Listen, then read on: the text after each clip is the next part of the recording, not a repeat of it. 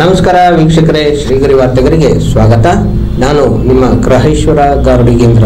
September 11, 2025ರಂದು ಮೈಸೂರಿನ BJP ಕಚೇರಿಯಲ್ಲಿ BJP ರಾಜ್ಯ ವಕ್ತಾರ ಎಂಜಿ ಮಹೇಶ್ ಪತ್ರಿಕಾಗೋಷ್ಠಿಯಲ್ಲಿ ನಡೆಸಿದರು. ಈ ಸಂದರ್ಭದಲ್ಲಿ ಶಿವಕುಮಾರ್, ರೇಣುಕಾ ರಾಜು, ಮಹೇಶರ, ಸಂತೋಷ್ ಕುಮಾರ್ ಹಾಗೂ ಮತ್ತಿತರರು ಉಪಸ್ಥಿತರಿದ್ದರು. ಇವತ್ತು ಈ ಪತ್ರಿಕಾಗೋಷ್ಠಿ ಮುಖಾಂತರ ಏನು ಕಾಂಗ್ರೆಸ್ಸಿನ ಒಂದು ರೀತಿ ಹುಚ್ಚು ವರ್ತನೆಯನ್ನ ಖಂಡನೆ ಮಾಡಲಿಕ್ಕೆ ಇವತ್ತು ನಾನು ನಿಮ್ಮ ಮುಂದೆ ನಿಂತಿದ್ದೆ. ಕಾಂಗ್ರೆಸ್ಸಿನ ಹಿರಿಯ ನಾಯಕರಾದಂಥ ಮಲ್ಲಿಕಾರ್ಜುನ್ ಖರ್ಗೆ ಅವರು ನಿನ್ನೆ ಮಾತನಾಡ್ತಾ ಇಬ್ಬರು ಗುಜರಾತಿಗಳು ಭಾರತವನ್ನ ವಿಭಜನೆ ಮಾಡ್ತಾ ಇದ್ದಾರೆ ಅಂತ ಹೇಳಿದ್ದಾರೆ. ಬಹುಶಃ ಹಿರಿಯರಾದಂಥ ಮಲ್ಲಿಕಾರ್ಜುನ್ ಖರ್ಗೆ ಅವರಿಗೆ ಮತಿಭ್ರಮಣೆ ಆಗಿದೆ ಅಂತ ನಾನು ಅನ್ಕೊಳ್ತೇನೆ. ಏನು ಈ ದೇಶದ ಪ್ರಧಾನಿ ಮತ್ತೆ ಈ ದೇಶದ ಗೃಹ ಮಂತ್ರಿಗಳನ್ನ ಭಾರತವನ್ನ ವಿಭಜನೆ ಮಾಡ್ತಾ ಇದ್ದಾರೆ ಅಂತ ದೂಷಣೆ ಮಾಡಿದ್ದಾರೆ. ತಮ್ಮ ಒಳಗಡೆ ಒಂದು ರೀತಿ ಭಾಷೆಯ ಮೇಲೆ, ವ್ಯಕ್ತಿಗಳ ಮೇಲೆ ಒಂದು ಅಸ್ಪೃಶ್ಯ ಭಾವ. ಸ್ವತಃ ನಾನು ಅಂಬೇಡ್ಕರ್ ಅವರ ಸಂವಿಧಾನ ಅಂತ ಪದೇ ಪದೇ ಹೇಳ್ತಕ್ಕಂಥ ಹಿರಿಯರಾದಂಥ ಖರ್ಗೆ ಅವರು ಭಾರತವನ್ನ ವಿಭಜನೆ ಮಾಡಿದವರು ಯಾರು? ಭಾರತವನ್ನ ವಿಭಜನೆ ಮಾಡಿದಂಥದ್ದು ಕಾಂಗ್ರೆಸ್ನವರು. ಈ ದೇಶವನ್ನ ವಿಭಜನೆ ಮಾಡಿ ಈ ದೇಶದ ಮೊಟ್ಟ ಮೊದಲ ಪ್ರಧಾನಿ ಆದಂಥವ್ರು ಯಾರು? ನೆಹರು ಕುಟುಂಬದವರು. ನೆಹರು ಅವರು ಆಗ್ತಾರೆ, ಅವರ ಮಗಳು ಇಂದಿರಾ ಗಾಂಧಿ ಆಗ್ತಾರೆ, ಅವ್ರ ಮೊಮ್ಮಗ ರಾಜೀವ್ ಗಾಂಧಿ ಆಗ್ತಾರೆ. ಈಗ ಆಗಬೇಕು ಅಂತ ಪ್ರಯತ್ನ ರಾಹುಲ್ ಗಾಂಧಿ ಮಾಡ್ತಿದ್ದಾರೆ. ನಮ್ಮ ಕಣ್ಣು ಮುಂದೆ ದೇಶವನ್ನ ವಿಭಜನೆ ಮಾಡಿ ಇವತ್ತು ಅಧಿಕಾರವನ್ನ ಪಡೆದಂತ ಕುಟುಂಬದವರು, ಆ ಕುಟುಂಬಕ್ಕೆ ನಿಷ್ಠೆ ಇಟ್ಟಂತವರು ಈ ಖರ್ಗೆ ಕುಟುಂಬದವರು. ಅವರು ಇವತ್ತು ನಮ್ಮ ಗುಜರಾತಿಗಳು ಅಂತ ಉಲ್ಲೇಖ ಮಾಡಿದ್ದಾರೆ. ಈ ದೇಶದ ಸಮಗ್ರ ಭಾರತದ ಏನು ಜನಗಣಮನ ಅಧಿನಾಯಕ ಜಯ, ಅದ್ರ ಒಳಗಡೆ ಪಂಜಾಬ್, ಸಿಂಧ್, ಗುಜರಾತ್, ಮರಾಠ ಅಂತ ಹೇಳ್ತಾರೆ.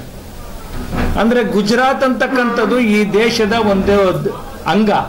ಆದ್ರೆ ಆ ಗುಜರಾತ್ ಅನ್ನ ದ್ವೇಷ ಮಾಡುವಂತ ಕೆಲಸವನ್ನ ಏನು ಖರ್ಗೆ ಅವರು ಮಾಡಿದ್ದಾರೆ, ಅದನ್ನ ಖಂಡನೆಯನ್ನ ಬಿಜೆಪಿ ಮಾಡ್ಲಾಗತ್ತೆ. ಅವರ ಮಾತು ನಿಜಕ್ಕೂ ಅನಪೇಕ್ಷಿತ.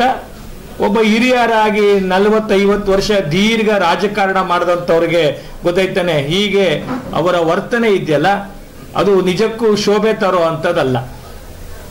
ಎರಡನೇದು, ನಿನ್ನೆ ಕಾಂಗ್ರೆಸ್ಸಿಗರ ಒಂದು ಕೆಲಸ ಆಗ್ಬಿಟ್ಟಿದೆ. ಈ ಸೈಕೋಗಳನ್ನ, ಈ ಮೆಂಟಲ್ ಡಿಸಾರ್ಡರ್ ಆದಂಥವ್ರನ್ನ, ಈ ಬೈಪೋಲರ್ ಡಿಸಾರ್ಡರ್ ಅಂತಾರೆ, ಅಂಥ ವ್ಯಕ್ತಿಗಳನ್ನ ಕಾಂಗ್ರೆಸ್ಸಿನ ವಕ್ತಾರರನ್ನಾಗಿ ಮಾಡಿದ್ದಾರೆ. ಈ ಬೈಪೋಲಾರ್ ಡಿಸಾರ್ಡರ್ ಒಂಥರ ಸೈಕೋ ರೀತಿ ಬಿಹೇವ್ ಮಾಡ್ತಿರ್ತಕ್ಕಂಥ ಲಕ್ಷ್ಮಣ್ ಅವರು ನಿನ್ನೆ ರಾಜ್ಯದಲ್ಲಿ ಕೋಮು ಗಲಭೆಗಳನ್ನು ಸೃಷ್ಟಿ ಮಾಡಕ್ಕೆ ಅಮಿತ್ ಶಾ ಅವರ ಸೂಚನೆ ಮೇರೆಗೆ ನಡೀತಿದೆ ಅಂತ ಹೇಳಿದ್ದಾರೆ. ಬಹುಶಃ ಇದಕ್ಕಿಂತ ಹುಚ್ಚುತನ ಇನ್ಯಾವುದಿಲ್ಲ. ನಿನ್ನೆ ನಾನು ಮದ್ದೂರ್ ಚಲೋ ಕಾರ್ಯಕ್ರಮದಲ್ಲಿ ಭಾಗವಹಿಸಿದ್ದೆ. ಅವತ್ತು ಅಲ್ಲಿಯ ಜಿಲ್ಲಾಧಿಕಾರಿಗಳು ಮತ್ತೆ SP ಅವರು ನಮ್ಮ ಸಮ್ಮುಖದಲ್ಲಿ ಹೇಳಿದಂಥದ್ದು, 2 ದಿನದಿಂದ ಮುಸಲ್ಮಾನರು ಪ್ಲಾನ್ ಮಾಡಿದ್ರು, ಮಸೀದಿ ಒಳಗಡೆ ಇವೆಲ್ಲ ಯೋಜನೆ ಮಾಡಿದ್ರು ಅಂತ. ಸ್ವತಃ ಕಾಂಗ್ರೆಸ್ಸಿನ ಅಲ್ಲಿಯ ಜಿಲ್ಲಾ ಉಸ್ತುವಾರಿ ಮಂತ್ರಿ ಚಲುವರಾಯಸ್ವಾಮಿ ಅವರು ಈ ಇಡೀ ಪ್ರಕರಣದ ಒಳಗಡೆ ಮುಸ್ಲಿಮರ ಕೈವಾಡ ಇದೆ ಅಂತ ಹೇಳಿದ್ದಾರೆ. ಮುಸ್ಲಿಮರ ಕೈವಾಡ ಇದೆ ಅಂತ ಹೇಳಿದ ನಂತರ ಕೂಡ ಕಾಂಗ್ರೆಸ್ಸಿನ ವಕ್ತಾರ ಅಂತ ಬೊಬ್ಬೆ ಹಾಕುವ ಲಕ್ಷ್ಮಣ್, ಮಾನಸಿಕ ರೋಗಿ, ಡಿಸಾರ್ಡರ್, ಬೈಪಾಲರ್ ಡಿಸಾರ್ಡರ್, ಅವರು ರಾಜ್ಯದ ಕೋಮು ಗಲಭೆಯನ್ನ ಅಮಿತ್ ಶಾ ಹಣತಿ ಅಂತ ಮಾಡ್ತಾ ಇದ್ದಾರೆ. ಬಿಜೆಪಿಯವರೇ ಕಲ್ಲನ್ನು ತೆಗೆದುಕೊಂಡು ತಮ್ಮಗೆ ತಾವು ಹೊಡ್ಕೊಂಡಿದ್ದಾರೆ. ಇಂಥ ಹುಚ್ಚು ಹೇಳಿಕೆಗಳನ್ನ ಕೊಡುವಂತವ್ರನ್ನ ಕಾಂಗ್ರೆಸ್ನವರು ವಕ್ತಾರ ಮಾಡ್ಕೊಂಡಿದ್ದಾರೆ. ಗೊತ್ತಿಲ್ಲ, ಕಾಂಗ್ರೆಸ್ಸಿನ ರಾಷ್ಟ್ರೀಯ ನಾಯಕತ್ವ ಮಾತನಾಡೋದು ನೋಡಿದ್ರೆ ದೇಶದ ವಿಭಜನೆಯನ್ನ ಮೋದಿ ಮಾಡ್ತಿದ್ದಾರೆ, ಅಮಿತ್ ಶಾ ಮಾಡ್ತಿದ್ದಾರೆ ಅಂತ. ಜಗತ್ತಿನಲ್ಲಿ ಈ ಒಂದು ವಾರದಲ್ಲಿ 3 ಪ್ರಧಾನಿಗಳನ್ನ ಬೇರೆ ಬೇರೆ ದೇಶದ ರಾಷ್ಟ್ರಾಧ್ಯಕ್ಷರು ಬದಲಾವಣೆ ಆಗಿದ್ದಾರೆ. ಆದ್ರೆ ತಮಗೆ ಗೊತ್ತಿರಲಿ, ಏನು ನೇಪಾಳದಲ್ಲಿ ನಡೆದಂತದ್ದು ಪ್ರತಿಯೊಂದರಲ್ಲೂ ಕೂಡ ಜನ ಮೋದಿ ಬೇಕು ಅಂತ, ಮೋದಿ ಅಂತ ನಾಯಕತ್ವ ಬೇಕು ಅಂತ ಜನ ಒಕ್ಕರಲು ಮಾಡಬೇಕಾದ್ರೆ ಇಲ್ಲಿ ಹುಚ್ಚುಚ್ಚಾಗಿ ಕಾಂಗ್ರೆಸ್ಸಿನ ನಾಯಕತ್ವ ಈ ರೀತಿ ಮೋದಿಯವ್ರ ಮೇಲೆ, ಅಮಿತ್ ಶಾ ಮೇಲೆ, ಕರ್ನಾಟಕದಲ್ಲಂತೂ ಒಂದೇ ಒಂದು ಚುನಾವಣೆಯಲ್ಲಿ ಗೆಲ್ಲದ, ಜನರಿಂದ ತಿರಸ್ಕಾರ ಆದಂತ ಒಬ್ಬ ಲಕ್ಷ್ಮಣ್ ಅವರ ಪತ್ರಿಕಾಗೋಷ್ಠಿ ಮುಖಾಂತರ ಮಾತನಾಡೋದೇ ಕೆಲಸ ಮಾಡ್ಕೊಂಡಿರೋದನ್ನ ಬಿಜೆಪಿ ಖಂಡಿಸುತ್ತೆ. ತಮಗೆ ಒಂದು ಕಿಂಚಿತ್ತಾದ್ರೂ ಒಂದು ವಿವೇಕ ಇದ್ರೆ, ತಮಗೆ ಕಿಂಚಿತ್ತಾದ್ರೂ ಒಂದು ಸಾರ್ವಜನಿಕ ಜೀವನದಲ್ಲಿ ಗೌರವ ಇದ್ರೆ, ಈ ತರ ಒಂದು ಭಾಷೆ ಹೆಸರನ್ನು ಇಟ್ಕೊಂಡು, ಒಬ್ಬ ಜಾತಿ ಹೆಸರು ಇಟ್ಕೊಂಡು, ಒಬ್ಬ ಜಗತ್ತೇ ಕೊಂಡಾಡುವಂತ ಪ್ರಧಾನಿ ಬಗ್ಗೆ ಈ ತರ ಕೆಟ್ಟ ಮಾತನಾಡುವಂಥದ್ದು ಮಲ್ಲಿಕಾರ್ಜುನ್ ಖರ್ಗೆ ಅವರಿಗೆ ಶೋಭೆ ಅಲ್ಲ. ತಾವು ಹೇಗೆ ಸಂವೇದನೆ ಕಳ್ಕೊಂಡಿದ್ದೀರಿ ಅಂತೇಳಿ ಮೊನ್ನೆ ನೀವು ರೈತರ ಜೊತೆ ನಡ್ಕೊಂಡಾಗ್ಲೇ ನಮ್ಗೆ ಗೊತ್ತಿದೆ. ಈ ರೈತರ ಸಹಾಯ ಕೇಳ್ಕೊಂಡು ಬಂದಂತ ರೈತರನ್ನ ಹೇಗೆ ತಾವು ದಬಾಯಿಸಿದ್ರಿ, ಹೇಗೆ ತಮ್ಮನ್ನ ಜನ ಇವತ್ತು ಆ ಭಾಗದಲ್ಲಿ ತಿರಸ್ಕಾರ ಮಾಡಿದ್ದಾರೆ ಅನ್ನುವಂಥದ್ದು ಕೂಡ ಕಣ್ಣು ಮುಂದೆ ಇರುವಂತ ಅಂಶ. ಆ ನಿಟ್ಟಿನಲ್ಲಿ ಏನು ಈ ಎರಡು ಹೇಳಿಕೆಗಳನ್ನ ಬಿಜೆಪಿ ಖಂಡಿಸುತ್ತೆ. ಬಹುಶಃ ಬರ್ತಕ್ಕಂಥ ದಿನಗಳಲ್ಲಿ ಈ ಮಾನಸಿಕ ಸೀಮಿತ ಕಳ್ಕೊಂಡು ಮಾತನಾಡುವಂಥವ್ರಿಗೆ ಬಿಜೆಪಿ ಸರ್ಕಾರ ಬಹುಶಃ ಪುನರ್ವಸತಿ ಮಾಡುವಂತ ಅವಶ್ಯಕತೆ ನಿರ್ಮಾಣ ಆಗ್ಬೋದೇನೋ, ಆ ನಿಟ್ಟಿನಲ್ಲೂ ಕೂಡ ನಾವು ಕೆಲಸ ಮಾಡಬೇಕಾಗಿದೆ. ಏನ್ ಅನ್ಕೊಂಡ್ಬಿಟ್ಟಿದ್ದಾರೆ, ಒಂದು ಕುಟುಂಬಕ್ಕೆ ಗುಲಾಮ್ತನ ಮಾಡುವಂತವ್ರು, ದಲಿತರ ಹೆಸರಲ್ಲಿ ರಾಜಕಾರಣವನ್ನ ಮಾಡಿ ಬಲಿತರಾಗಿ ದಲಿತರ ಹಕ್ಕುಗಳನ್ನ ಕಸಿರ್ತಕ್ಕಂಥವ್ರು, ದಲಿತರಿಗೆ ಸಿಗ್ಬೇಕಾದಂತ ನಿವೇಶನವನ್ನ, CA ನಿವೇಶನಗಳನ್ನ ಪ್ರತಿಯೊಂದನ್ನು ಕೂಡ ಅವರ ಕುಟುಂಬಕ್ಕೆ ಬರ್ಸ್ಕೊಂಡಂತವ್ರು. ಇವತ್ತು ಬೇರೆಯವರ ದಲಿತರ ಬಗ್ಗೆ, ಹಿಂದುಳಿದವರ ಬಗ್ಗೆ ಇವತ್ತು ಅನುಕಂಪದ ಮಾತನ್ನ ಹಾಡ್ತಾರೆ. ಅವರ ಕ್ಷೇತ್ರವನ್ನ, ಅವರ ಏನು ಆ ಭಾಗವನ್ನ, ಕಲ್ಯಾಣ ಕರ್ನಾಟಕವನ್ನ ಸ್ವಲ್ಪ ಅಭಿವೃದ್ಧಿ ಮಾಡಲಿ. 27 ತಿಂಗಳಲ್ಲಿ 1700 ಹೆಣ್ಮಕ್ಳ ಮೇಲೆ ಅತ್ಯಾಚಾರ ನಡೆದಿದೆ ಕಲಬುರಗಿಲಿ. SLCಲಿ PUCಲಿ 34ನೇ rank, 34th last place. Malnutrition ಒಳಗಡೆ ಕಟ್ಟ ಕಡೆ ಸ್ಥಾನದಲ್ಲ ಕರ್ನಾಟಕದಲ್ಲಿ, ಅಭಿವೃದ್ಧಿಯಲ್ಲಿ ಕಟ್ಟ ಕಡೆ ಸ್ಥಾನ. 5,000 ಹೆಣ್ಣು ಮಕ್ಕಳುಗಳು ಮಿಸ್ಸಿಂಗ್ ಆಗಿದ್ದಾರೆ ಕಲ್ಯಾಣ ಕರ್ನಾಟಕದಲ್ಲಿ. 5,000 ಹೆಣ್ಣು ಮಕ್ಕಳುಗಳು ಕಾಣೆಯಾಗಿದ್ದಾರೆ. ಅದ್ರ ಬಗ್ಗೆ ಕ್ರಮ ಮಾಡಕ್ಕೆ ಇವ್ರ ಕೈ ತಾಕತ್ತಿಲ್ಲ. ಧರ್ಮಸ್ಥಳದಲ್ಲಿ ಒಂದು ಕೇಸು, ನಾಗಲಕ್ಷ್ಮಿ ಚೌಧರಿ ಮಹಿಳಾ ಆಯೋಗದ ಅಧ್ಯಕ್ಷರು ಓಡಿ ಹೋಗಿ ಇದ್ರ ಬಗ್ಗೆ SIT ಮಾಡಿ ಅಂತಾರೆ. 5,000 ಮಹಿಳೆಯರು ಕಾಣೆಯಾಗಿದ್ದಾರಲ್ಲ, ಎಲ್ಲಿ ಅಂತ SIT ಮಾಡಿದ್ರ? ತಮ್ಮ ಕಲ್ಯಾಣ ಕರ್ನಾಟಕದಲ್ಲಿ ಅಭಿವೃದ್ಧಿ ಮಾಡದೆ ಇವತ್ತು ಈ ಭಾಗದ ಒಳಗಡೆ ಮೋದಿ ಅವ್ರ ಮೇಲೆ, ಪ್ರತಿಯೊಬ್ಬರ ಮೇಲೆ ಮಾತನಾಡುವಂಥದ್ದು. ಇವತ್ತು ಪ್ರೂವನ್ ಜಗತ್ತಿನ ಎಲ್ಲಾ ದೇಶಗಳು ವಿಪ್ಲವ ಆಗ್ಬಿಟ್ಟಿದ್ದಾವೆ. ಫ್ರಾನ್ಸ್, ಈ ನಿಮಿಷದಲ್ಲಿ ಫ್ರಾನ್ಸ್ ಅಲ್ಲಿ ದೊಡ್ಡ ಹಿಂಸಾತ್ಮಕ ಚಳುವಳಿ ನಡೀತಿದೆ. ನೇಪಾಳ ಅಧಿಕಾರ ಕಳ್ಕೊಂಡಿದೆ, ಜಪಾನ್ ಅಧಿಕಾರ ಪ್ರಧಾನಿ ಕಳ್ಕೊಂಡಿದ್ದಾರೆ. ಒಬ್ಬನೇ ಒಬ್ಬ ಪ್ರೂವನ್. ಇವತ್ತು ಪಿಚ್ ಅಂತ ಹೇಳ್ತಕ್ಕಂಥ ಒಂದು ಸಂಸ್ಥೆ ಇವತ್ತೊಂದು ವರದಿ ಕೊಟ್ಟಿದೆ. ನಮ್ಮ ಭಾರತದ GDP 6.9. ದಿನ ಬೆಳಿಗ್ಗೆ ಆದ್ರೆ ಟ್ರಂಪ್ ತಗ್ಲಾಕುತ್ತಾನೆ, ಹೆಂಗಾರು ಮಾಡಿ ಬನ್ನಿ ಮತ್ತೆ ಸ್ನೇಹ ಆಗೋಣ ಅಂತ ಮೋದಿಯವ್ರ ಬಗ್ಗೆ ಬಾಯಿ ಬಂದಂಗೆ ಹರಡ್ತಾರೆ. ಯಾರು ಓಕೆ, ಯಾರು ಹಿರಿಯರಾದಂತ ಖರ್ಗೆ ಅವರೇನೋ ವಯಸ್ಸಿನಲ್ಲೂ ಹಿರಿಯರು, ಸಾರ್ವಜನಿಕ ಜೀವನದಲ್ಲಿ ಕಿತ್ತೋಗಿದ್ದ ಮನುಷ್ಯ ಯಾರು ಈ ಲಕ್ಷ್ಮಣ್. ಒಂದು ಚುನಾವಣೆಯಲ್ಲಿ ಗೆಲ್ಲಕ್ ತಾಕತ್ತಿಲ್ದಿರೋದವರು ಹುಚ್ಚನ ರೀತಿ ಒಳಗಡೆ ಮಾತನಾಡ್ತಾ ಇದ್ದಾರೆ. ಒಂದು ಎಲೆಕ್ಷನ್ ಅಲ್ಲಿ ಗೆಲ್ಲಕ್ ತಾಕತ್ತಿಲ್ಲ ಅವನಿಗೆ. ಎರಡೇ ಗೊತ್ತಿರೋದು ಕಂಪ್ಲೇಂಟ್. ಇವತ್ತು ನಾನೀಗ ಮಾತನಾಡಿದ್ದೀನಲ್ವಾ, ಮಧ್ಯಾಹ್ನ 3:30 ನಿಮ್ಗೆ ಕರೀತಾರೆ, ಪೊಲೀಸ್ ಕಮಿಷನರ್ ಆಫೀಸಲ್ಲಿ ಒಂದು ಕಂಪ್ಲೇಂಟ್ ಅನ್ನು ಲಾಡ್ಜ್ ಮಾಡ್ತಾರೆ. ಸಾರ್ವಜನಿಕ ಜೀವನದಲ್ಲಿ ಪ್ರಜಾಪ್ರಭುತ್ವದೊಳಗೆ ಹೋರಾಟ ಮಾಡೋ ತಾಕತ್ತಿಲ್ದಿದ್ದವರು ಈ ತರ ಬೇರೆ ಪೊಲೀಸರನ್ನ ಬಳಸ್ಕೊಳ್ಳುವಂಥದ್ದು. ಯಾರ ಕೈಯಲ್ಲಿ ತಾಕತ್ತಿಲ್ಲ, ಯಾರ ಕೈಯಲ್ಲಿ ಶಕ್ತಿ ಇರೋದಿಲ್ಲ, ಅವರು ಪೊಲೀಸರನ್ನ, ಸರ್ಕಾರನ ಬಳಸ್ಕೊಳ್ಳೋದು. ಇವತ್ತು ಅಮಿತ್ ಶಾಗೆ ಹೇಳಿದ್ರಲ್ಲ, ಇವರು ಅಮಿತ್ ಶಾಗೆ ಮಾತನಾಡೋ ಅಷ್ಟು ದೊಡ್ಡ ವ್ಯಕ್ತಿನ ಇವ. ಅಮಿತ್ ಶಾ ರಾಜ್ಯದಲ್ಲಿ ಕೋಮುಗಲಭೆ ಸೃಷ್ಟಿ ಮಾಡಕ್ಕೆ ಹೇಳ್ಬಿಟ್ಟಿದಾರಂತೆ ಮೈಸೂರನ್ನ ಕರಾವಳಿ ಮಾಡಬೇಕು ಅಂತೇಳಿ. ಮಂಡ್ಯನ ಕರಾವಳಿ. ಏನ್ ಕರಾವಳಿ ಅಂದ್ಬಿಟ್ರೆ ಏನು? ಕರಾವಳಿ ಅಂದ್ರೆ ಏನು? ಕರಾವಳಿ ಅಂದ್ರೆ ಇವ್ರ ಸಿನಾಪ್ಸಿಸ್ ನಲ್ಲಿ ಕೆಟ್ಟದ್ದು ಅಂತನ? ಕರಾವಳಿ ಅಂದ್ರೆ ಏನು? ಸಂವಿಧಾನದ ಏನು ಪರಾಮರ್ಶೆ ಒಳಗಡೆ ಬರ್ದಂಥದ್ದು ಬೆನಿಗಲ್ ರಾಮನವರು ಕರಾವಳಿಗೆ ಸಂಬಂಧಪಟ್ಟಂಥದ್ದು. ಈ ರಾಜ್ಯಕ್ಕೆ ಜ್ಞಾನಪೀಠ ಕೊಟ್ಟಂತ ಶಿವರಾಮ್ ಕಾರಂತರು ಕರಾವಳಿಗೆ ಸಂಬಂಧಪಟ್ಟಂತವ್ರು. ಈ ರಾಜ್ಯಕ್ಕೆ 2 ಮುಖ್ಯಮಂತ್ರಿಗಳನ್ನ ಕೊಟ್ಟಂತದ್ದು ಕರಾವಳಿಗೆ ಸಂಬಂಧಪಟ್ಟಂತದ್ದು. ಒಂದೊಂದು ಪ್ರದೇಶದ ಬಗ್ಗೆ ಇವ್ರಿಗೇನು ಹುಚ್ಚಿಡ್ದಂಗೆ ಆಡ್ತಿದಾರಲ್ಲ ಕಾಂಗ್ರೆಸ್ಸಿಗರು. ಆ ಮಾದರಿ ಅಂದ್ರೆ ಕರಾವಳಿ ಅಂದ್ರೆ ಏನ್ ನಿಮ್ಗೆ ಕೆಟ್ಟದ್ದು ಅಂತ? ಹಾಗಲ್ಲ, ಕರಾವಳಿ ಅಂದ್ರೆ ಕೆಟ್ಟದ್ದು ಅಂತ ನೀವ್ ಯಾಕೆ ಅನ್ಕೊಂಡಿದ್ದೀರಾ? ನೋಡಿ, ನಿಮಗೆ ಒಂದು ವಿಷಯ ಹೇಳ್ತೀನಿ, ಬಿಜೆಪಿಗೆ ನೆಲೆ ವಿಸ್ತರಣೆ ಮಾಡಕ್ಕೆ ಇದ್ರದ್ದು ಅಗತ್ಯ ಇಲ್ಲ. ನೆನ್ನೆ ಯಾರು ಉಸ್ತುವಾರಿ ಮಂತ್ರಿಗಳು ತಾನಪ್ಪ ಹೇಳಿದ್ದು ಮುಸಲ್ಮಾನರು ಒಳಗಡೆ ಇದ್ದಾರೆ ಅಂತೇಳಿ? ಅವ್ರ ಜಿಲ್ಲಾ ಮಂತ್ರಿ ನಾನೇ ಖುದ್ದಾಗಿ ನೆನ್ನೆ SP ಹೇಳಿದಾಗ ನನ್ನ ಪ್ರತ್ಯಕ್ಷ ಸಾಕ್ಷಿ ಇದೆ. ನಮ್ಮ ರಾಜ್ಯದ ಸನ್ಮಾನ್ಯ ಅಧ್ಯಕ್ಷರು ವಿಜೇಂದ್ರ ಅವ್ರು ಬಂದಿದ್ರು, ಅವ್ರ ಸಮ್ಮುಖದಲ್ಲಿ ನಾನೇ ಇದ್ದೀನಿ, ಜಿಲ್ಲಾಧಿಕಾರಿಗಳು ಸಮ್ಮುಖದಲ್ಲಿದ್ದಾರೆ, SP ಅವ್ರು ನಮ್ಮ ಮುಂದೆ ಹೇಳ್ತಾರೆ, ಸರ್ ನಮ್ಮಿಂದ ತಪ್ಪಾಗೋಯ್ತು, ಲಾಠಿ ಚಾರ್ಜ್ ಮಾಡಿ ನಾವು ತಪ್ಪು ಮಾಡಿದ್ವಿ ಸರ್. 3 ದಿನದ ಮುಂಚೆ ಮುಸಲ್ಮಾನರು ಚನ್ನಪಟ್ಟಣದಿಂದ ಒಬ್ಬ ರೌಡಿ ಶೀಟರ್ ಬಂದು ಕೂತಿದ್ದ ಸರ್. ಆ ರೌಡಿ ಶೀಟರ್ ಬಂದು ಕೂತ್ಕೊಂಡ್ಬಿಟ್ಟು ಇಷ್ಟೆಲ್ಲ ಮಾಡಿದ್ದಾರೆ ಸರ್, ನನ್ನ ಮುಂದೆ ಹೇಳೋದಂತ ಮುಖ್ಯಮಂತ್ರಿಗಳ ಸಮ್ಮುಖದಲ್ಲೇ ಗೊಳ್ತೇನೆ. ಅವ್ರು ಅದ್ ಹೇಳ್ತಾರೆ, ನಾನು ಹೇಳಂತದ್ದು ಇವ್ರು ಹೇಗೆ ಹೇಳ್ತಾರೆ ನೋಡಿ, ಇಲ್ಲಿ ಬಿಜೆಪಿಯವರು ಮಾಡಿದ್ರು ಅಂತ.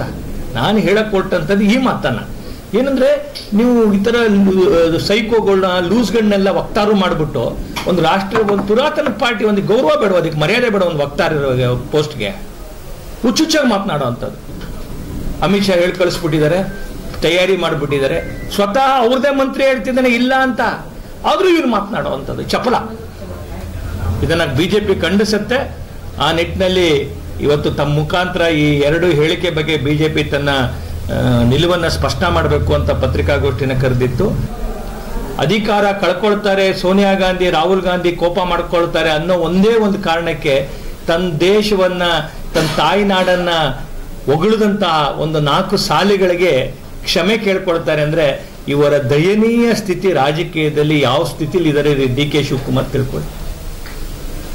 ಇವತ್ತು ಇಡೀ ಕಾಂಗ್ರೆಸ್ ಇಡೀ ದೇಶದ ಒಳಗಡೆ ಈ ತರದ ಪಿತೂರಿ ಮಾಡ್ತಾ ಇರೋದು. ನಾನು ಅದೇ ಹೇಳಿದ್ನಲ್ಲ, ಸ್ವತಃ ಮಲ್ಲಿಕಾರ್ಜುನ್ ಖರ್ಗೆ ಅವರು 2004 ಇಸ್ವಿಲಿ ಬೆಂಗಳೂರಿನಲ್ಲಿ ನಮ್ಮ ಸಂಘದ ದೊಡ್ಡ ಶಿಬಿರ ಆಗತ್ತೆ. ನಾನು ಅವ್ರ ಜೊತೆ ಇದ್ದೀನಿ. ಸ್ವತಃ ಮಲ್ಲಿಕಾರ್ಜುನ್ ಖರ್ಗೆ ಅವರು ಈ ಶಿಬಿರಕ್ಕೆ ಬರ್ತಾರೆ. ಶಿಬಿರಕ್ಕೆ ಬಂದ್ಬಿಟ್ಟು ಇಷ್ಟು ದೊಡ್ಡ ವ್ಯವಸ್ಥೆಗಳು ಮಾಡಿದ್ದೀರಿ, ಬಹಳ ಅದ್ಭುತವಾದಂಥದ್ದು ಮಾಡಿದ್ದೀರಿ ಅಂತ ನಮ್ಮ ಮುಂದೆ ಹೇಳೋದಂಥವ್ರು. ಆದರೆ ಇವತ್ತು ದುರ್ದೈವ, ಇವತ್ತು ನಮ್ಮ ದೇಶದ ಒಳಗಡೆ 100 ವರ್ಷಗಳು ಸತತವಾಗಿ ಈ ದೇಶವನ್ನ ಹಿಂದೂಗಳಾಗಿ ಉಳಿಬೇಕು ಅಂತ ಮಾಡಿದಂಥ RSSನ ಬಗ್ಗೆ ಇವರ ಈ ಒಂದು ಫೋಬಿಯಾ ಇದೆಯಲ್ಲ, ಈ ವಿರೋಧ ಮನಸ್ಥಿತಿ, ಇದನ್ನ ನಾವೆಲ್ಲರೂ ಕೂಡ ಧಿಕ್ಕರಿಸಬೇಕಾಗಿದೆ. ಸ್ವತಃ ಡಾಕ್ಟರ್ ಹೆಡ್ಗೇವಾರ್ ಕಾಂಗ್ರೆಸ್ಸಿನ ಒಳಗಡೆ ಇದ್ದಂಥವರು ಈ ಹೋರಾಟವನ್ನ ಮಾಡಿದಂಥವ್ರು. ಕಾಂಗ್ರೆಸ್ಸಿನ ನಿರ್ಧಾರಗಳು ಸರಿಗಿಲ್ಲ ಅಂತೇಳಿ ಕಾಂಗ್ರೆಸ್ ಬಿಟ್ಟು ಹೊಸ ಸಂಘಟನೆಯನ್ನ ಕಟ್ಟಿದ್ರು. ಇದು ಯಾವುದೋ ಒಂದು ಸಂಘಟನೆ ಮಾಡಬಾರದು. ಯಾಕೆ ಪದೇ 1800 ವರ್ಷಗಳ ಕಾಲ ದೀರ್ಘಾವಧಿ ಈ ದೇಶ ಯಾಕೆ ಆಕ್ರಮಣಕ್ಕೆ ಬರ್ತಾರೆ? ಯಾರೋ ಊನ್ರು ಬರ್ತಾರೆ, ಡಚ್ರು ಬರ್ತಾರೆ, ಪೋರ್ಚುಗೀಸರು ಬರ್ತಾರೆ, ಬ್ರಿಟಿಷರು ಬರ್ತಾರೆ, ಮೊಘಲರು ಬರ್ತಾರೆ. ಇಷ್ಟೆಲ್ಲ ಬುದ್ಧಿ ಇದೆ, ಇಷ್ಟೆಲ್ಲ ಸಂಸ್ಥಾನಗಳಿದೆ. ಯಾಕೆ ಪದೇ ನಿಮ್ಗೆ ಆಶ್ಚರ್ಯ ಇರಲಿ, 12 ಜನ ಬಂದಂತ ಮೀರ್ ಕಾಸಿಂ ಅಂತ ಒಬ್ಬ 10,000 ವಿದ್ಯಾರ್ಥಿಗಳಿರ್ತಕ್ಕಂಥ ನಳಂದ ಯೂನಿವರ್ಸಿಟಿಯನ್ನ ಸುಟ್ಟಾಕ್ಬಿಡ್ತಾರೆ. ಬರೀ 12 ಜನ ಮುಸಲ್ಮಾನರು ಬಂದಂಥದ್ದು ದಾಳಿಕೋರು. ಅವ್ರು ಸುಟ್ಟಾಗ್ದಂತ ಆ ಲೈಬ್ರರಿನ 6 ತಿಂಗಳು ಅದು ಉರಿಯುತ್ತೆ, ಅಷ್ಟು ಮ್ಯಾನ್ಸ್ಕ್ರಿಪ್ಟ್ ಇರುತ್ತೆ. ಯಾಕಾದ್ರೂ ಅಂದ್ರೆ ಹಿಂದೂಗಳಲ್ಲಿ ಒಗ್ಗಟ್ಟಿರ್ಲಿಲ್ಲ. ಯಾಕೆ ಪದೇ ಈ ದೇಶದ ಮೇಲೆ ಆಕ್ರಮಣ ಮಾಡ್ತಾರೆ ಅಂತಂದ್ರೆ ಹಿಂದೂಗಳು ಒಗ್ಗಟ್ಟಿಲ್ದಿರೋದು. ಆ ಕಾರಣಕ್ಕೆ ಹಿಂದೂಗಳನ್ನ ಒಗ್ಗಟ್ಟು ಮಾಡಬೇಕು, ಒಂದೇ ರೀತಿ ಆಗ್ಬೇಕು ಅಂತ RSS ಅನ್ನ ಕಟ್ಟಿದ್ದು. 100 ವರ್ಷಗಳ ಪ್ರಯತ್ನದಿಂದ ಇವತ್ತು ಬಹುತೇಕ ಹಿಂದೂಗಳಲ್ಲಿ ಜಾಗೃತಿ ಆಗಿದೆ. ನಿನ್ನೆ ನನ್ನ ಕಣ್ಣು ಮುಂದೆ ನೋಡಿದೆ, ಬಂದಿದ್ರು ನಮ್ಮ 4 ಜನ ನಮ್ಮ ಅಲ್ಲ. ನಿನ್ನೆ ಯಾವಾಗ ಸಂಘಟನದಲ್ಲಿ ಶಕ್ತಿ ಇರುತ್ತೆ, ನಮ್ಗೆ ಅರ್ಥ ಮಾಡ್ಕೋಬೇಕು. ಸಂಸ್ಕೃತದ ಒಂದು ಮಾತನ್ನ ನೆನಪು ಮಾಡ್ಕೊಳ್ಳೋಣ. ಅಶ್ವಂ ನೈವಂ ಗಜಂ ನೈವಂ ವ್ಯಾಘ್ರ ನೈವೇಚ ಅಜಾಪುತ್ರಂ ಬಲಿದದ್ಯಾ ದೇವೋ ದುರ್ಬಲಘಾತಕ ಅಂತ. ನಾವೆಲ್ಲ ಯಾವ್ದನ್ನ ಬಲಿ ಕೊಡ್ತೀವಿ ಹೇಳಿ? ಕುರಿಯನ್ನ ಬಲಿ ಕೊಡ್ತೀವಿ. ಯಾರು ಹುಲಿಯನ್ನ ಬಲಿ ಕೊಡ್ತೀವ? ಹುಲಿನ ಯಾರು ಬಲಿ ಕೊಡೋದಿಲ್ಲ. ಆದ್ರೆ ನೀನು ಹುಲಿ ತರ ಆದ್ರೆ ಮಾತ್ರ. ಈಗ ನಿನ್ನೆ 500 ಜನಕ್ಕೆ ಕೇಸ್ ಹಾಕಿದೆ. ಒಂದು ಸತಿ ಹಿಂದೂ ಎದ್ದು ಬಿಟ್ಟ ಮೇಲೆ ಒಂದು 10,000 ಜನ ನೆನೆ ಮದ್ದೂರಿನಲ್ಲಿ ವಾಲಂಟ್ರಿ ಆಗಿ ಬಂದ್ರು. ನಾನು SP ಕೇಳಿದೆ, ನಾನು ಏನು ನನ್ನ ಹತ್ರ ಬಂದು ಮಾತಾಡಿದಾಗ ಅವ್ರು ಹೇಳಿದ್ರು, ಇಲ್ಲ ನಾವು ಏನು ಇನಿಷಿಯೇಟಿವ್ ಮಾಡಲ್ಲ 500 ಜನಕ್ಕೆ. ಇದು ಮೊಟ್ಟ ಮೊದಲ ಬಾರಿಗೆ ಒಬ್ಬ ಹಿಂದೂವನ್ನು ಬಂಧಿಸಿದೆ, 22 ಜನ ಮುಸಲ್ಮಾನರು ಬಂಧಿಸಿರುವಂಥದ್ದು. ಯಾಕಪ್ಪ ಅಂದ್ರೆ ಹಿಂದೂ ಜಾಗೃತಿ ಆಗಿದ್ದಾನೆ. ಯಾವಾಗ ಹಿಂದೂ ಜಾಗೃತಿ ಆಗ್ತಾನೆ ಆಗ ದೇಶ ಜಾಗೃತಿ ಆಗುತ್ತೆ. ಜಾತಿ ವಿಚಾರ ಇಟ್ಕೊಂಡು ಈಗಲೂ ಕೂಡ ಅದೇ ನಾ ಹೇಳಿದಲ್ಲ, ಈಗ ಜಾತಿ ಭಾಷೆ ಇಟ್ಕೊಂಡು ಈಗ ಗುಜರಾತಿ ಕನ್ನಡ ಜಾತಿ ಅಲ್ಲ. OBC ರಂಗಸ್ವಾಮಿ ಅವರೇ ತಾವೇ ನಾಗಮೋಹನ್ ದಾಸ್ ಅವ್ರದ್ದು ಪ್ರತಿಯೊಂದು ವರದಿ ಕೂಡ ಇಷ್ಟಿಷ್ಟು ಕಟ್ ಮಾಡಿದ್ರು ಕೂಡ ಆ ವರದಿಯನ್ನ ತಿಪ್ಪೆಗೆ ಬಿಸಾಡಿದ್ರು. ನಾಗಮೋಹನ್ ದಾಸ್ ವರದಿ ಅಕ್ಸೆಪ್ಟ್ ಮಾಡಿದ್ರೆ ಒಳ ಮೀಸಲೆತ್ತಿದ್ರು ಮಾಡ್ಲಿ. ಇವತ್ತೇನೀಗ ಜಾತಿ ಗಣತಿ ಮಾಡ್ತಾ ಇದ್ದಾರೆ ರಾಜ್ಯದ ಒಳಗಡೆ, ಏನು ಇತರೆ ಅನ್ನೋ ಜಾತಿ ಒಳಗಡೆ ನೀವೇನಾದ್ರು ಬರ್ಸಿ. ಅರೆ ತಮ್ಮ ಮೂಲ ಕಾಲಂ ನಂಬರ್ 4ನಲ್ಲಿ ಏನಿದೆ ಅದು ಆಹಾ ಜನಾಂಗದವರು ಇವತ್ತು ಜಾಗೃತಿ ಮೂಡಿಸ್ತಿದ್ದಾರೆ. ನೆನ್ನೆ ಒಕ್ಕಲಿಗ ಸಮಾಜದವರು ಪೂಜ್ಯ ನಿರ್ಮಲಾ ಶ್ರೀನಂದ್ರಿಗಳು ಮಾಡಿದ್ರು. ಇವತ್ತು ಅಧಿಕೃತವಾಗಿ ಇವತ್ತು ವೀರಶೈವ ಮಹಾಸಭಾ ಶಾಮನೂರ್ ಶಿವಶಂಕರಪ್ಪನವರು ಇವತ್ತು ಅಧಿಕೃತ ಹೇಳಿಕೆ ಕೊಟ್ಟಿದ್ದಾರೆ ನಾವೇನ್ ಮಾಡಬೇಕು ಅಂತೇಳಿ. ಯಾರೋ ತಥಾಕಥಿತ ಒಂದಷ್ಟು ದಾರಿ ಹೋಕರು ಯೂಟ್ಯೂಬ್ ಚಾನೆಲ್ಗಳನ್ನ ಮಾಡಿ ಇಡೀ ಆ ಪರಂಪರೆಯನ್ನು ಬಸವ ತತ್ವದ ಪರಂಪರೆಯನ್ನ ಹುಚ್ಚುಚ್ಚಂದ್ರೆ ಅದು ಹುಚ್ಚು ಕಲ್ಪನೆಗೆ ನಿಲುಕದ ಇರ್ತಕ್ಕಂಥದ್ದು. ಪ್ರವಾದಿ ಮಹಮ್ಮದ್ ಇಸ್ಲಾಮು ಮತ್ತೆ ವೀರಶೈವ ಒಂದು ಅಂತ ಮಾತನಾಡ್ತಕ್ಕಂಥದ್ದು.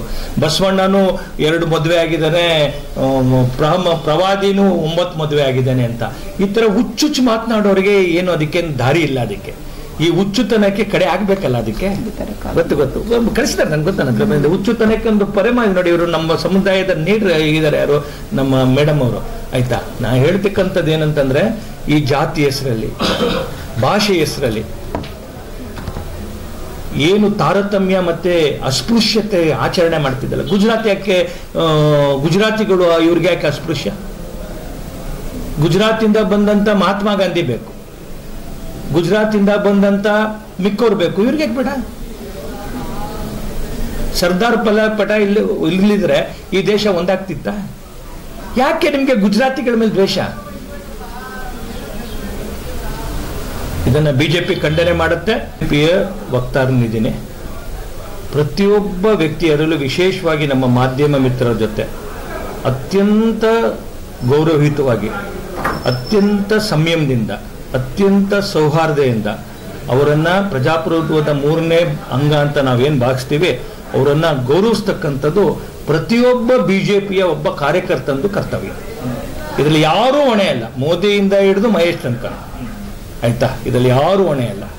ನಮ್ಮಲ್ಲಿ ಮೊದಲನೇ ನಾವು ಹೇಳ್ಕೊಡೋದೇ ಅನುಶಾಸನ ಏನಪ್ಪಾ ಅಂದ್ರೆ ಶಿಸ್ತು ಅಂತೇಳಿ. ಇವರೆಲ್ಲ ಕೂತಿದಾರಲ್ಲ, ಎಲ್ಲರಿಗೂ ನಾವು ಒಂದು ವರ್ಷಕ್ಕೆ ಒಂದ್ಸತಿ ನಾವು ಅವ್ರನ್ನ ತರಬೇತಿ ಕೊಡ್ತೀವಿ, ಪ್ರಶಿಕ್ಷಣ ಅಂತ ಕೊಡ್ತೇವೆ. ಮಾಧ್ಯಮದಲ್ಲಿ ಹೇಗೆ ಮಾತನಾಡಬೇಕು, ಹೇಗೆ ವರ್ತನೆ ಮಾಡಬೇಕು, ವ್ಯಕ್ತಿಗಳ ಜೊತೆ ಹೇಗೆ ಮಾಡಬೇಕು, ಸೇವೆ ಹೇಗೆ ಮಾಡಬೇಕು. ಇವತ್ತು ಸೇವಾ ಪ್ರಕಲ್ಪ ನಡೀತಿದೆ. ಪ್ರತಿಯೊಂದಕ್ಕೂ ಕೂಡ ನಾವು ರಾಜಕಾರಣಕ್ಕೆ ಬಂದಿರೋದು ಕಾರ್ಡ್ ಇಟ್ಕೊಳಕ್ಕಲ್ಲ, MP MLA ಏನಾಗ್ಲಿಕ್ಕಲ್ಲ. ರಾಜಕಾರಣ ಬಂದಿರತಕ್ಕಂಥದ್ದು ಕಟ್ಟ ಕಡೆಯ ವ್ಯಕ್ತಿಯ ಕಣ್ಣೀರನ್ನ ಒರೆಸುವಂತ ವ್ಯಕ್ತಿ ನಾವಾಗಬೇಕು ಅನ್ನೋಕ್ಕೋಸ್ಕರ. ಅದಕ್ಕೆ ಬಿಜೆಪಿ ಪಾರ್ಟಿ ವಿತ್ ಡಿಫರೆಂಟ್ ಅಂತ ಹೇಳ್ತಕ್ಕಂಥದ್ದು. ಯಾರೂ ಕೂಡ ಪತ್ರಕರ್ತರ ಜೊತೆ ಅಲ್ಲ, ಯಾವನ ಜೊತೆನೂ ಕೂಡ ಯಾರು ಕೆಟ್ಟದಾಗಿ ಮಾತನಾಡಬಾರ್ದು. ಬಿಜೆಪಿ ಅದಕ್ಕೆ ಒಪ್ಪೋದಿಲ್ಲ. ಕಂಡಾಕೊಂಡವಾಗಿ ನಾ ಹೇಳ್ತೀನಿ, ಯಾರು ಕೂಡ ನಾನು ಎಷ್ಟೇ ದೊಡ್ಡವನಾಗಿರ್ಬೋದು, ಅದು ಎಂಥದೇ ಹಂತಕ್ಕೆ ಹೋಗಿರ್ಬಾರ್ದು. ಅವರು ಸಂಯಮದಿಂದ, ಗೌರವದಿಂದ ಪ್ರತಿಯೊಬ್ಬ ವ್ಯಕ್ತಿ ಜೊತೆ ಮಾತನಾಡ್ಬೇಕು. ಈಗ ನಾನು ಹೇಳಿದ್ನಲ್ಲ ಮಲ್ಲಿಕಾರ್ಜುನ್ ಖರ್ಗೆ, ಅವ್ನ ರೈತ ತಗೊಂಡೋಗಿ ನನ್ನ ತೊಗರಿ ಬೆಳೆ ಅಂತ ಒಂದು ಬೆಳೆ ಗಿಡ ತಗೊಂಡೋಗಿ ತೋರಿಸಿದ್ರೆ ಇವನು ಅಹಂಕಾರದಿಂದ ನಿಮ್ದು ಎಷ್ಟೇ ಎಕರೆ ಇದೆ ಅಂದ್ರೆ 4 ಎಕರೆ ಅಂದ್ರೆ ನನ್ನ 40 ಎಕರೆ ಇದೆ, ಹೋಗಿ ನೀನೇನು ಹೇಳೋದು ಅಂತ. ಈ ಥರದಕ್ಕೆ ಏನ್ ಮಾಡ್ತೀರಿ ಹೇಳಿ? ಆದ್ರಿಂದ ಯಾರಿಗಾರು ಹುಚ್ಚು ಈ ಒಂದು ಭ್ರಮೆ, ನಾನು ತುಂಬಾ ಫೇಮಸ್ ಇದ್ದೀನಿ, ನನ್ನನ್ನು ತುಂಬಾ ಜನ ಮನ್ನಣೆ ಮಾಡಿಬಿಡ್ತಾ ಇದ್ದಾರೆ, ನಾನು ಹೇಗೆ ಬೇಕಾದ್ರೂ ನಡ್ಕೊಳ್ಬಹುದು ಅಂತ ಅನ್ಕೊಂಡ್ರೆ ಅವರಂತ ಮೂರ್ಖರು ಈ ಪ್ರಜಾಪ್ರಭುತ್ವದಲ್ಲಿ ಯಾರಿಲ್ಲ. ಮಾತಿನಿಮ್ ನಗೆ ನುಡಿಯು, ಮಾತಿನಿಮ್ ಹಗಲೆಯು, ಮಾತಿನಿಮ್ ಸರ್ಪ ಸಂಪದವು, ಮಾತೇ ಲೋಕಕ್ಕೆ ಮಾಣಿಕ್ಯ. ಮಾತಂತಕ್ಕಂಥದ್ದು ಅದ್ಭುತ, ಆ ನಿಟ್ಟಿನಲ್ಲಿ ಮಾಡಿ. ಮತ್ತೆ ಮುಂದಿನ ವಾರ್ತೆಗರಿಯಲ್ಲಿ ಭೇಟಿಯಾಗೋಣ. ಶ್ರೀಗರಿ, ನಿಮ್ಮ ಮನದಾಳದ ಗರಿ. ನಮಸ್ಕಾರ. ಶ್ರೀಗರಿ, ನಿಮ್ಮ ಮನದಾಳದ ಗರಿ. ಶ್ರೀಗರಿ, ನಿಮ್ಮ ಭಾವನೆಗಳ ಗರಿ. ಶ್ರೀಗರಿ, ನಾಡಿನ ಹೆಮ್ಮೆಯ ಗರಿ. ಮನೆ ಮನಗಳ ಗರಿದು ಶ್ರೀಗರಿ, ತನು ಮನ ಧನಗಳ ಗರಿದು ಶ್ರೀಗರಿ. ವಿಶ್ವದ ದೇಶದ ನಾಡಿನ ಗರಿ ಇದು ಶ್ರೀಗರಿ ಶ್ರೀಗರಿ ಶ್ರೀಗರಿ ಶ್ರೀಗರಿ ಶ್ರೀಗರಿ ಶ್ರೀಗರಿ ನಿಮ್ಮ ಮನದಾಳದ ಗರಿ.